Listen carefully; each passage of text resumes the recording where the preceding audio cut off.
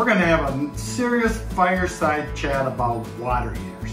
Hi, I'm Jim, the Grumpy Plumber. Hi, my dad Jim has been a plumber for 48 years. He's a master plumber in Michigan and a C36 licensed plumbing contractor in California.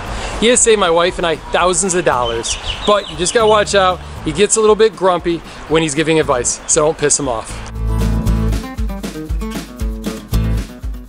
We're going to talk today about water heaters. I get a lot of questions about the magnesium rod, life of heaters. Everybody wants to know about this magnesium rod in the heater.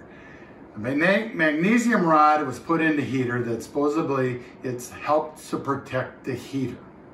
Okay, it's supposed to flake off, and there's a glass glazing inside the heater. It's supposed to patch that on it.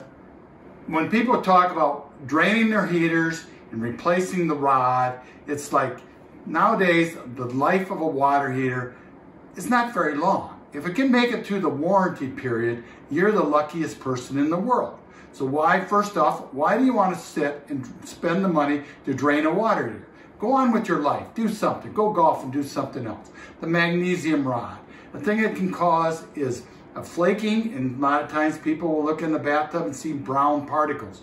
That's usually where that comes from. Or you get a rotten egg smell. A lot of times that's more in electric water heaters than it is in gas water heaters, but it does help. Sometimes they are hard to get out.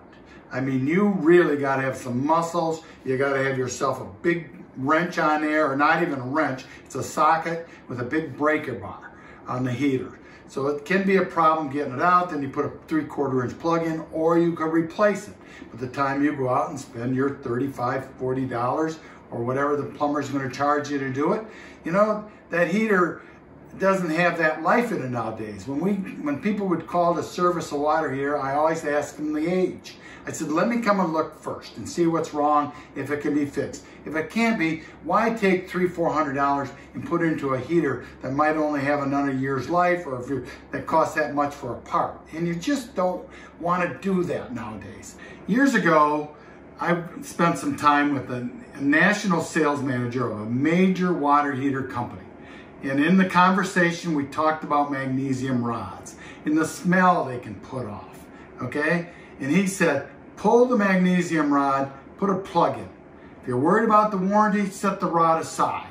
But he said, the manufacturer is not going to ask if that magnesium rod is inside that heater. And after 6 years, they don't really care. That's a warranty on it. In draining heaters, you know, electric heaters are the biggest ones with lime in the bottom of them, because they build up around the element on the bottom. So when you replace the element, you can clean out some of the sediment that's in there. You slide another one in there. And in an electric heater, you'll get a longer life out of it for some reason, because there's no heat on the bottom. There's not as much expansion to that heater like you get with a gas heater. People have some water with electric, and then it runs out quickly. It usually means the bottom element's burned out. So when you replace that element, dig out some of that sediment in there.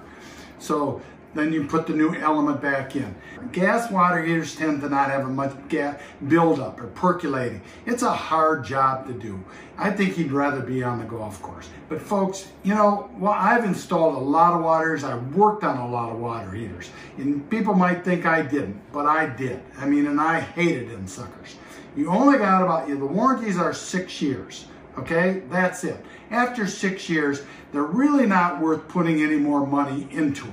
Okay, parts are expensive, and when they're not warranty parts, they always tend to be in the $300 range, plus the plumber's markup, plus the plumber's labor on it. And nowadays they're not easy to work on, and they are getting very technical because of all the restrictions the government's putting on them. And that's why I tend to push on-demand heaters now. If you can put an on-demand heater in, go for it.